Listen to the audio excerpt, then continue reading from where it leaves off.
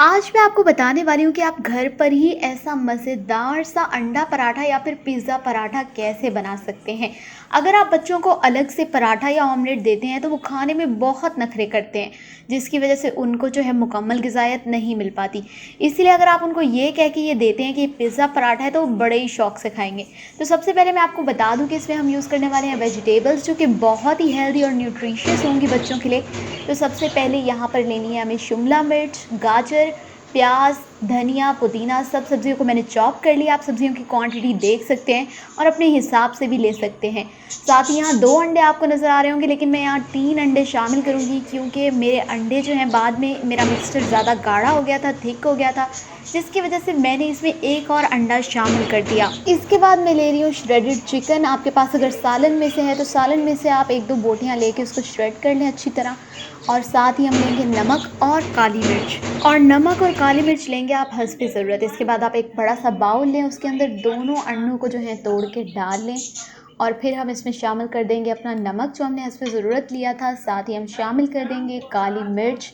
उसके बाद वो सारी वेजिटेबल्स जो कि हमने चॉप करके रखी हुई थी वो भी अंडों के अंदर मिला देंगे। अब मैं इनको मिक्स करूँगी, साथ ही हम चिकन भी डाल देंगे इसमें।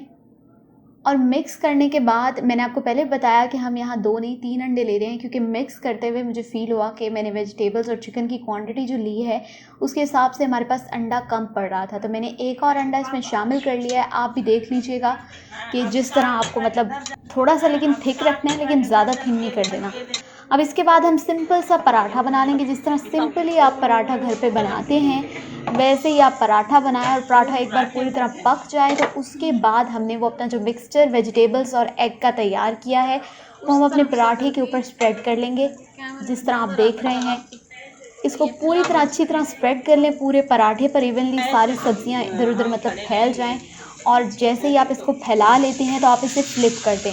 आप चाहें तो थोड़ी देर इसको कुक होने के बाद भी फ्लिप कर सकते हैं, और बस आपका मज़ेदार सा अंडा पराठा या फिर पिज़्ज़ा पराठा बहुत ही जल्दी, यानी कि 2 मिनट के अंदर अंदर तैयार हो जाता है। और साथ ही आप इसको दही की चटनी या फिर चिली सॉस, केचप, किसी भी चीज़ के साथ सर्व कर सकते हैं, जो भी आपके बच्चे खाने में पसंद करते हैं। तो ये मज़ेदार सा अंडा पराठा और पिज़्ज़ा पराठा आपको कैसा लगा? अगर आप ट्राई करें तो कमेंट बॉक्स में इसका फ़ीडबैक ज़रूर दीजिएगा। और मिलते हैं एक नेक्स्ट वीडियो के साथ, जो कि इसी तरह बहुत ही मज़ेदार, बहुत ही झटपट और बहुत ही यमी होगी। Thank you for watching.